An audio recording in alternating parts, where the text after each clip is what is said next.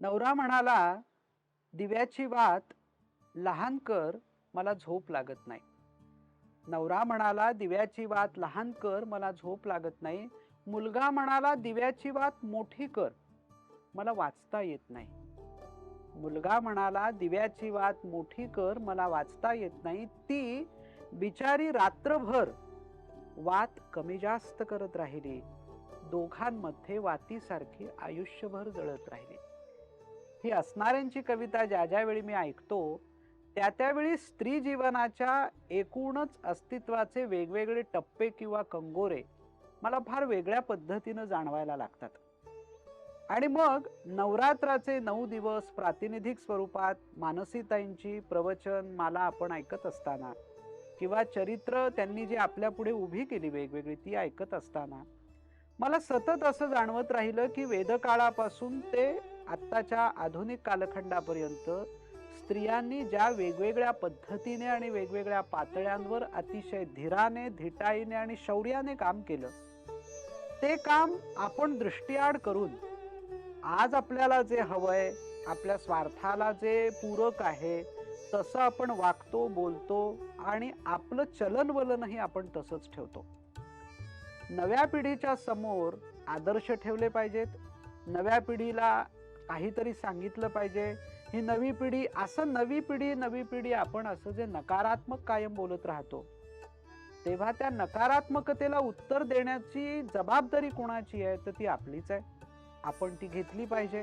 आणि म्हणून या नवरात्राच्या निमित्ताने मानसीताईंची प्रवचनं आणि त्याला थोडंसं माझं आधुनिक काळाशी असलेलं जोडकाम असं आपण 9 दिवस ऐकलं. मानसीताई महाराष्ट्रभर, महाराष्ट्राच्या बाहेर कीर्तन हा फॉर्म घेऊन वेगवेगळ्या शहरांमध्ये, मग ते ग्रामीण भाग असेल, शहरी भाग असेल, तिथे जाऊन आपलं प्रबोधनाचं काम करतात. पण ते करत असताना फक्त आपलं हे काम आहे, आपण हा पेशा स्वीकारला आहे अशी भावना त्यांच्या मनात कधी नसते, नव्हती आणि यापुढेही नसेल. याचं कारण आज ते काम जे करतायत त्यातून उद्याचं प्रतिबिंब आपल्याला दिसतं. एक भाव त्यांच्या मनात मला कायम जाणवला या 9 दिवसाचं, सगळे या 9 चरित्र नायिका अभ्यासताना किंवा ऐकताना, की याकडे मी माझ्यामध्ये काहीतरी चांगला बदल व्हावा या दृष्टीनं सतत बघत असते. आज मानसीताई आणि मी दोघंही गप्पा मारणार आहोत, कारण 9 दिवस मानसीताईंना तुम्ही ऐकलंय, मलाही ऐकलंय. पण या गप्पांच्या निमित्ताने आजच्या काळाशी संबंधित काहीतरी बोलावं किंवा त्यांना, त्या खूप फिरतात, जातात बाहेरगावी, त्यांना नेमकं काय चित्र दिसतंय ते ऐकावं. आणि या सगळ्या चरित्र नायिका आजच्या काळाशी सुद्धा जोडल्या गेलेल्या कशा आहेत हे तर 9 दिवस ऐकलंच, पण आज गप्पांच्या माध्यमातून तो एक विषय उजागर करावा अशी आमची भावना होती. म्हणून मी मानसीताईंना म्हटलं की आपण गप्पा मारूया. या गप्पांचा फॉर्म हा अगदी आपण अनौपचारिक घरगुती गप्पा जशा असतात तसा ठेवणार आहोत, कारण 9 दिवस आपण एका वेगळ्या पद्धतीनं ते सगळं ऐकलंय. मानसीताई, मनपूर्वक तुमचं स्वागत आणि नमस्कार तुम्हाला. हे सगळं मी आत्ता जे सांगितलं त्यानिमित्तानं मला तुम्हाला प्रश्न असा विचारायचा आहे की ही चरित्र सांगावीत, म्हणजे या आत्ता 9 दिवसातच नव्हे तर याही पूर्वी वेगवेगळ्या ठिकाणी तुम्ही तास तास, 2-2 तास, 2.5-3 तासाची कीर्तनं या विषयांवर केलेली आहेत. हो आणि कीर्तन करताना तर तो सगळा माहोलच वेगळा असतो. हो हो मला असं म्हणायचंय किंवा तुम्हाला विचारायचंय या निमित्ताने की आज 21व्या शतकात 2023 मध्ये तुम्ही या स्त्रियांकडे कसं बघता, काय देतात या स्त्रिया तुम्हाला?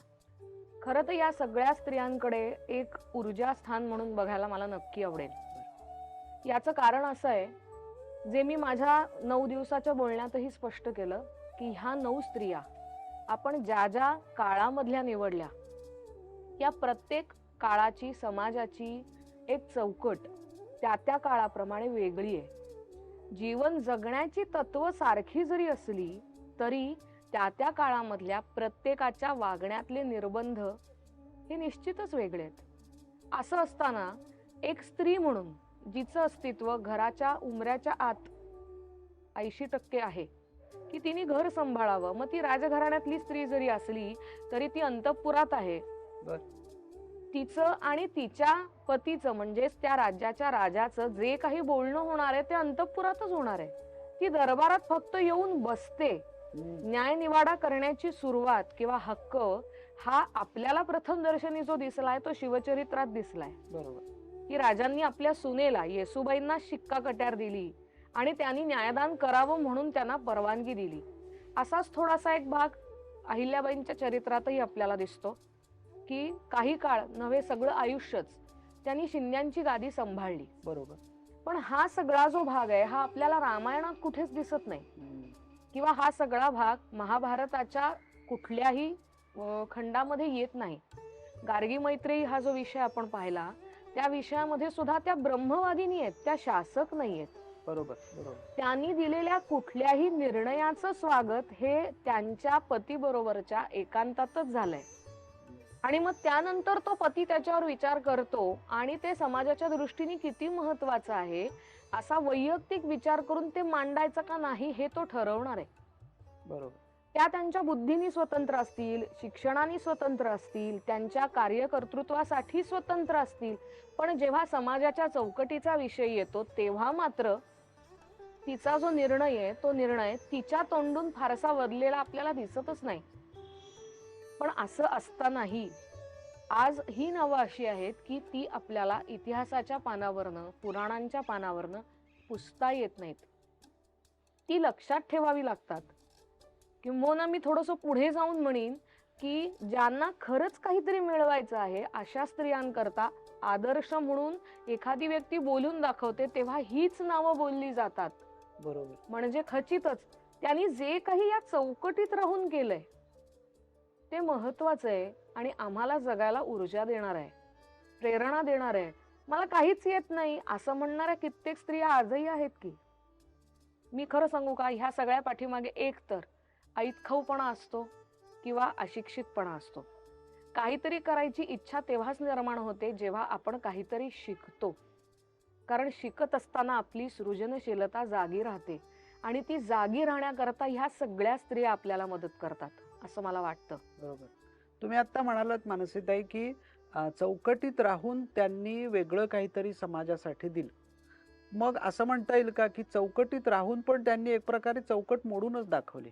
अर्थात हा म्हणजे मी थोडंसं पुढे जाऊन सांगेन हा की स्त्रीचं स्त्रीत्व हे चौकटीतच शोभतं. बर. हे विधान कदाचित हा व्हिडिओ बघणाऱ्या कित्येक स्त्रियांना आज हा. त्रास देणारं ठरू शकतं हे मला ठाऊक आहे. हा. पण स्त्रीचं चरित्र, चारित्र्य आणि कर्तृत्व या तीनही गोष्टी परंपरेच्या चौकटीतच झळाळतात. पण मग असं म्हटलं जातं आपल्याकडे की कोणीही व्यक्ती असो, तो आस्तिक असो, नास्तिक असो, कुठल्याही पंथाचा असतो, धर्माचा असो, काही असो, तो परंपरेच्या बिंदूवरच उभा असतो. हो. मला असं वाटतं तुम्ही हेच विधान एका वेगळ्या प्रकारे त्याच्यावर आणि प्रकाश टाकतात. मी याचं उदाहरण पण देऊ शकते. हा. नुकतंच चांद्रयान आपण यशस्वीपणाने उड्डाण केलेलं पाहिलं. बरोबर. या चांद्रयानाकरता सगळे जे काही शास्त्रज्ञ होते ह्याच्यामध्ये सर्वाधिक स्त्रिया होत्या. हा. तुम्ही जर फेसबुकवर पाहिलं असेल तर ह्या सगळ्या स्त्रिया चांद्रयान यशस्वी व्हावं याच्याकरता तिरुपती बालाजीच्या देवळात गेल्यात. कुठेही आम्ही शास्त्रज्ञ आहोत किंवा आम्ही अति शिकलेले आहोत, आम्ही अशा संस्थेत काम करतो आहोत जी आधुनिक तंत्रज्ञानाने, विज्ञानाने भरलेली आहे, अशी कुठेतरी मी म्हणेन बालिश भावना त्यांच्या मनात नाहीये. त्या हे पक्क जाणून आहेत की ह्या विज्ञानाच्या पलीकडे सुद्धा कुठेतरी एक शक्ती आहे ज्या शक्तीला नमन करायलाच हवं. आणि ही आपल्याकडची परंपरा आहे की कुठलंही नवीन काम करत असताना शक्तीला नमन करायचं, आपण देवाला नमस्कार केलाच पाहिजे. कारण ती निर्गुण निराकार ताकद आहे जी परंपरेच्या चौकटीत बांधलेली आहे. थोडंसं पुढे जाऊन असंही म्हणेन की ज्यांना माझं विधान पटणार नाही त्यांनी खरंच माझ्या या पुढच्या बोलण्यावर विचार करावा. मी पण एक स्त्री आहे. मी जेव्हा आज कीर्तनकार म्हणून लोकांच्या पुढे उभी राहते तेव्हा माझ्या भोवती परंपरेची चौकट असते. मी मोडून ती बाजूला सारून मला नाही करायची परंपरा, पण मला कीर्तन उभं करायचंय परंपरेच्या पलीकडे जाऊन, मी उभं करीन का हो? नाही करणार. मला एखाद्या व्यक्तिमत्वाला उभं करायचंय तर त्या व्यक्तिमत्वाची चौकट सुद्धा मला पाळावीच लागते. प्रत्येक गोष्टीला चौकट आहे. तुम्ही कुठलीच चौकट मोडून काहीच उभं करू शकत नाही. दुर्दैवानं काय झालंय, आम्हाला शिक्षणाचा खरा अर्थ न कळल्यामुळे ही चौकट आम्हाला बंधन वाटायला लागली आहे. आणि हे बंधन तोडून ज्या ज्या जणी बाहेर पडल्यात, त्या जणींचं आयुष्य आज काय आहे हे वेगळं बोलायची गरज नाही. आम्हाला कित्येक प्रसार माध्यमांमधून ही चौकट मोडणाऱ्या कित्येक जणी दिसतात की ज्यांच्या आयुष्यात फक्त भलं मोठं शून्य आहे. एक प्रकारची अवहेलना आहे. मग पब्लिसिटी स्टंट करावा लागतो, मीच कशी बरोबर आहे हे दाखवावं लागतं. अर्थात एकटं बसल्यानंतर आपण फक्त शून्य कमवलंय हे त्याच व्यक्तीला माहिती असतं. पण मला असं वाटतं शून्य कमावलं इथपर्यंत जाणं हा एक सगळा ज्ञानाचा प्रवास आहे. हा नुसतं तुम्ही सांगता आहात म्हणून किंवा मी तुमच्याशी गप्पा मारतोय म्हणून किंवा या 9 दिवसाचं फलित म्हणून असं ते होत नाही. त्यासाठी स्वतःला काहीतरी प्रयत्न करायला लागतात. म्हणजे अगदी तुमचा प्रवास मी जेव्हा ऐकला की कीर्तन करण्यासाठी म्हणून जी तयारी करायला लागते, हो. हा त्या तयारीचा आहे. म्हणजे आपण एका छोट्या बिंदूपासून मोठ्यापर्यंत जाऊया. तर हा जो ज्ञानाचा प्रवास आहे, तुम्ही असं म्हणालात की हे सगळं करताना आपण एकटे ज्यावेळी असतो तेव्हा आपल्याला ते कळत असतं. पण त्यासाठी सुद्धा ती ज्ञानात्मकता आत यावी लागते, समजावी लागते. आणि हो. मला असं वाटतं पहिल्या दिवशी तुम्ही जे गार्गी मैत्री आम्हाला समजून सांगितलं त्यातून तेच सांगितलं. आम्ही जे ज्ञान आणि माहिती याच्यात गल्लत करून आज जो एक मोठं काहीतरी भयंकर होऊन बसलेलं हो. आहे, त्याच्यामुळे गडबड होऊ नये. आणि मला असं पक्क वाटतं श्रोते हो की सातत्याने म्हणजे अन्वयार्थ शोधताना असं जे आम्ही केलं किंवा करतो आहोत, तो अन्वयार्थ कशाचा शोधायचा आहे. मग परंपरा म्हणून आता मानसीताईंनी जी जी उदाहरणं दिली किंवा मिथक म्हणून ज्या ज्या कथा आपण ऐकतो, त्या सगळ्याचा अन्वयार्थ हाच आहे की तुम्ही आत डोकावून पाहिलं पाहिजे. आत डोकावणं म्हणजे सगळ्या गोष्टींचा शोध घेणं. मग तो परंपरेचा असेल, रूढीचा असेल, आपल्यापर्यंत आलेल्या वडिलोपार्जित सगळ्या गोष्टींचा असेल. या सगळ्या आपण शोधायला आणि नव्यानं पाहायला सुरुवात केली की त्या दृष्टीनं ते आपल्याला दिसायला लागतात. मग परंपरेचं महत्त्व कळायला लागतं. त्याच्याविषयी आत्तापर्यंत आपणच केलेली विधानं किती फोल आहेत हेही आपल्याला बरोबर आहे. कळायला लागतं.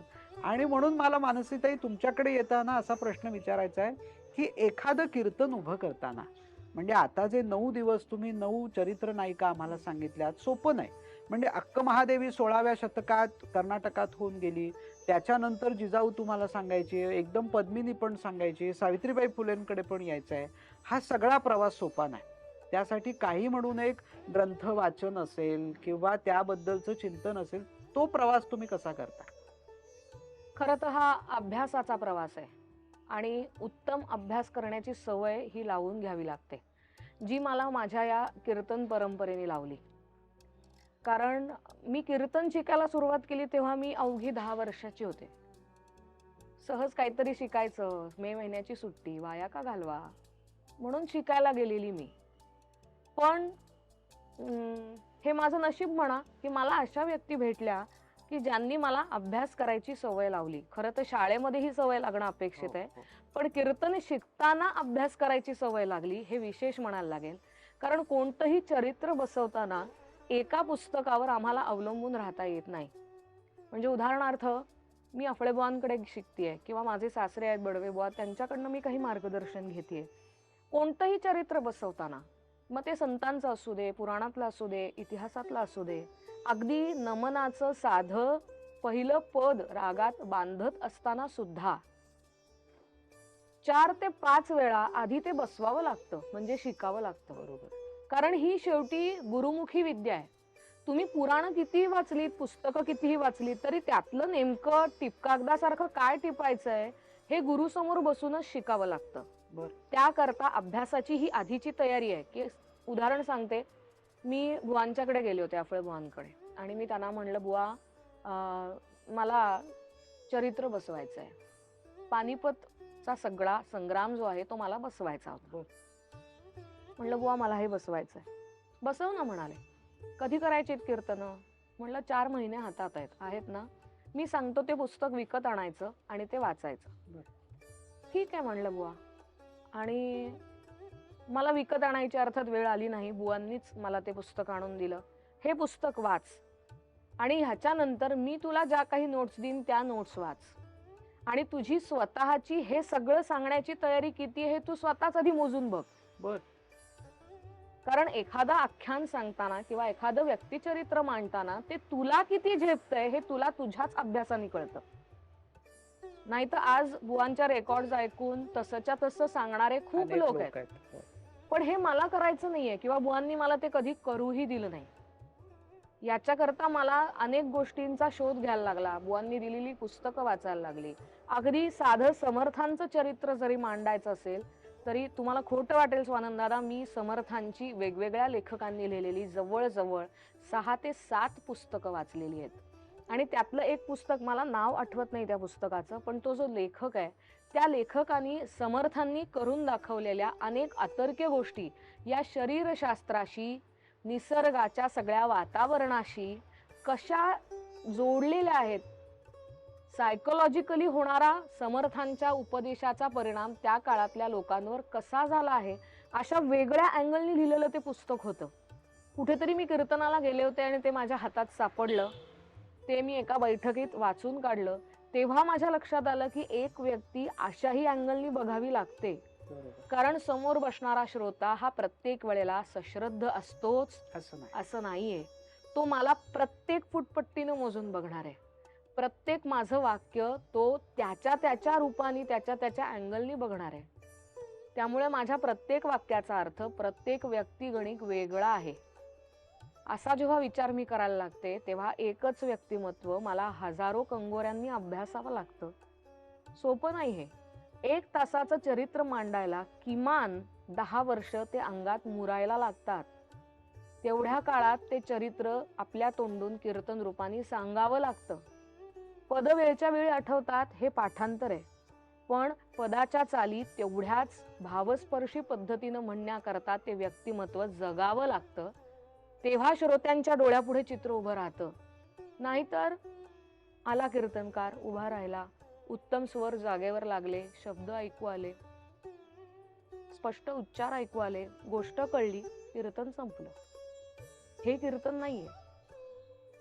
मला जे कीर्तन शिकवलं गेलं ते कीर्तन आर्थिक बाबतीत माझं साधन जरी असलं तरी आधी त्याचा पहिला पैलू मला हा शिकवलाय की माझ्या समोर बसलेल्या प्रत्येक व्यक्तीला, मग तिचं वय काही का असेना, तिचं ज्ञान काही का असेना, तिचा अनुभव काही का असेना, ती सश्रद्ध भावनेनी त्या कथेशी एकरूप झाली पाहिजे. अर्थात ही श्रद्धा फक्त धार्मिक नाहीये, हो, वेगवेगळी आहे ती ती अर्थात. देशाच्या बाबतीतही आहे. त्यामुळे क्रांतिकारकही तेवढ्याच खरंच आहे, खरंच. सश्रद्धपणानेच मांडावा लागतो. इतिहासात घडून गेलेल्या ज्या व्यक्ती आता देहरूपाने शिल्लक नाहीयेत त्या व्यक्ती प्रत्येकाच्या समोर तशाच्या तशा उभ्या करणं हा पीएचडीचा थिसिस लिहिण्या इतका अवघड आहे. आव्हान आहे. प्रत्येक वेळी उभं राहिलं प्रत्येक की वेळेस. आव्हान आहे ते. आणि अशा वेळेला हा अभ्यास फार महत्वाचा आहे. म्हणून मी मग सुरुवातीला जे म्हटलं की याची सवय लावून घ्यायला लागते. मग नोट्स काढाव्या लागतात, आरशासमोर उभं राहावं लागतं, ती व्यक्ती जशी दिसते किंवा ती कशी बोलेल असं मनातल्या मनात कल्पून ते मांडावं लागतं. ते मांडत असताना आपले डोळे उगाच फिरत नाहीत ना, हात कुठे उगाच हलत नाहीत ना. त्यात एक स्त्री कीर्तनकार म्हणून मी उभं राहताना काही वेडीवाकडी उभे राहत नाही ना. अशा अनेक गोष्टींचा अभ्यास आहे. फार सुंदर आहे हे तुम्ही सांगितलं ते. आणि श्रोतेहो, मला कायम असं वाटतं की आत्ता जे मानसीताईंनी त्यांच्या बाबतीतला अनुभव आपल्या पुढे ठेवला. तुकाराम बुवांची फार सुंदर ओळ आहे. ते असं म्हणतात की फुटो हे शरीर, फुटो हे मस्तक, परी कीर्तन रंग सोडू नये. आणि हा जो कीर्तन रंग सोडू नये, ती कला म्हणून आपण कशी जपायची, तिचं पावित्र्य कसं राखायचं, आणि ती कला म्हणून लोकांसमोर ठेवताना काय काय अभ्यास आणि काय काय प्रवास करावा लागतो, हे या निमित्तानं आपण 9 दिवस मानसीताईंकडून तर अनुभवलंच. पण आता प्रश्नांच्या निमित्तानं त्यांच्याकडून तो प्रवास समजून घेताना असं लक्षात आलं की स्त्री म्हणून तुम्ही स्वतःचा वेगळा विचार करू नका. तुम्ही अभ्यासक आहात. तुम्ही ती कला सादर करताना त्या कलेचे पावित्र्य, त्या कलेचे नियम म्हणून जे जे काही जपणार आहात ते सगळं काही जपून तुमच्यातलं जे सर्वोत्तम आहे ते तुम्ही त्या ठिकाणी द्या. तुम्हाला लोक येऊन भेटतील, तुमचं कौतुक करतील, पण त्याही पलीकडे जाऊन तुमचं जे आत्मिक समाधान असेल ते फार मोठं असेल. आणि या 9 दिवसांमध्ये आमचे जे वेगवेगळे उद्देश होते या चरित्र नायिका तुमच्यासमोर मांडण्याचे, त्यातला हा एक उद्देश असाही होता की ज्यांनी जी चरित्र ऐकलेली नाहीत किंवा ज्या स्त्रियांची पुस्तकं वाचली गेली नाहीत त्याच्याकडे आपण वळावं. ते एकदा पाहावं. म्हणजे त्यातून जो मानसीते तुमचा सुरुवातीचा शब्द होता, की याच्यातून मी ऊर्जा घेते. ती ऊर्जा घेणं आणि ती ऊर्जा घेत असताना माझं जगणं आजच्या काळातलं नव्यानं मी त्या जगण्याकडे पाहणं हेही घडलं पाहिजे. हाही या पाठीमागचा एक सुप्त उद्देश होता आणि मानसीताईंचा हा प्रवास उलगडताना मला तो त्याच्याशी जोडायचा होता म्हणून खरं तर मी तुम्हाला तुमच्या या कीर्तन प्रवासाविषयीचा प्रश्न विचारला. शेवटाकडे जाताना मला प्रश्न तुम्हाला असा विचारायचा आहे, की आता तुमच्याकडे या 9 दिवसातून ज्या दृष्टीने पाहिलं गेलं हां, म्हणजे आता हे सगळे व्हिडिओ पाहत असताना जे मला त्याचा फीडबॅक आला किंवा ज्या लोकांनी त्यांच्या भावना व्यक्त केल्या, तेव्हा लोक असं म्हणाले, की पुढच्या वेळी नवरात्राची आम्ही यासाठी वाट पाहू, की तुम्ही अशीच चरित्र आणखी विस्ताराने आता हे 30-30 मिनिटं, 25 मिनिटं जशी आपल्याला मिळाली तसं आपण ते लोकांपर्यंत हो पोहोचवलं. हो. पण पुढच्या वेळी मात्र 1-1, दीड-दीड तास तुम्ही आम्हाला सांगा.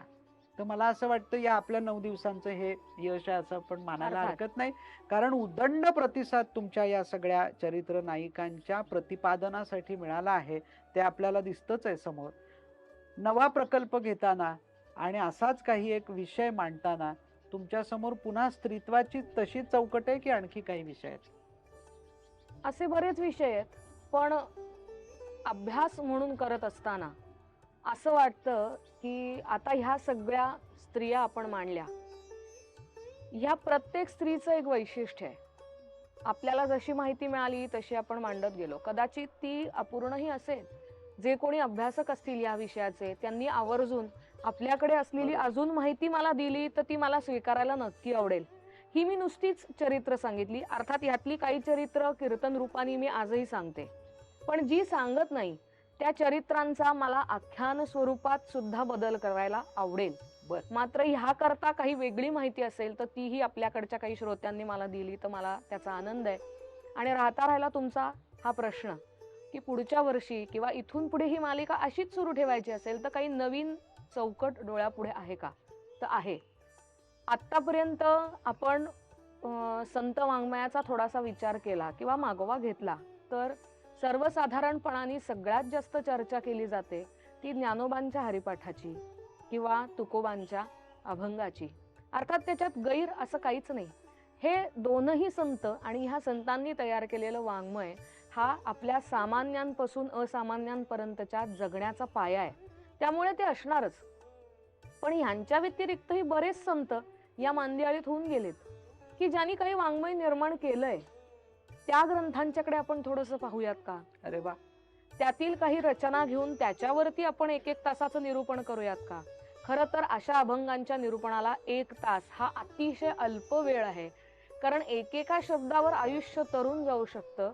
एवढं मोठं वाङ्मय ह्या सगळ्या संतांनी आपल्याला दिलंय. म्हणजे आम्ही कीर्तनात कायम म्हणतो ना की प्रत्येक संताच्या वाङ्मयाचा एक तरी ग्रंथ आपल्या घरात असायला हवा. का? तर त्या वाङ्मयाच्या रूपानं संत आपल्या घरात राहतात. पण ते नुसते राहून कसे चालतील ना? संतांच्या सहवासात आपणही आपलं आयुष्य सार्थकी लावलं पाहिजे. त्यांनी जे जगलं, जे अनुभवलं, जे शब्दरूपाने आपल्याला दिलं ते आचरणात आणताना आपल्याला काय काय करावं लागतंय, काय नाही करायला पाहिजे, या सगळ्याचा विवेक आपण जर आपल्यात जागा करू शकलो तर त्या वाङ्मयाचा उपयोग आहे.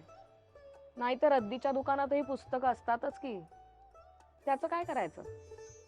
घरात संत वाङ्मय आहे ते थोडंसं उघडून पाहूया. असा थोडासा एक प्रयत्न करूया की कदाचित पुढच्या वर्षीची ही मालिका सुरू केली आपण आणि ती पूर्ण झाली, लोकांनी ती ऐकली तर अगदी तरुण वयातल्या एखाद्या मुलाला किंवा कॉलेजमधल्या मुलीला असं वाटेल की चौकट सांभाळत ह्या संतांनी आपल्या पुढे जे काही मांडलंय ते आपल्याला जगता येतंय का पाहूया. कारण चौकट हे बंधन नाहीये. हे चौकट म्हणजे आपल्या आयुष्याच्या जगण्याचं प्रमाण आहे.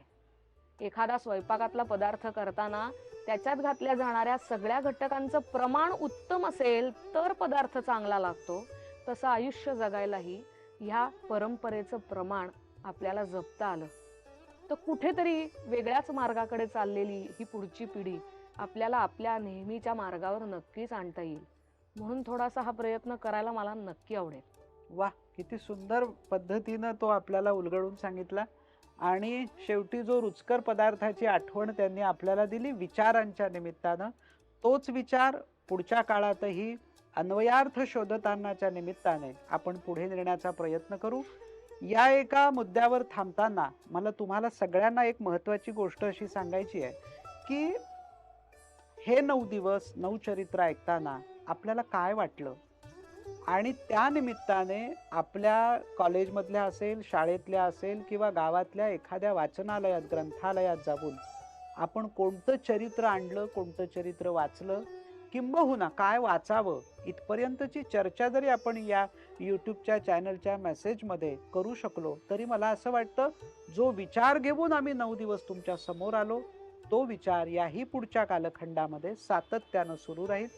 तो विचार सुरू राहावा, तो विचार तुमच्या मनात रुजावा आणि पुढच्या नवरात्राच्या काळापर्यंत त्याचे अंकुर एका वेगळ्या रूपानं सर्वत्र पसरावेत, उगवून यावेत, अशी एक आशा तुमच्या समोर मांडतो, व्यक्त करतो आणि आता हा गप्पांचा कार्यक्रम थांबवतो. धन्यवाद. धन्यवाद.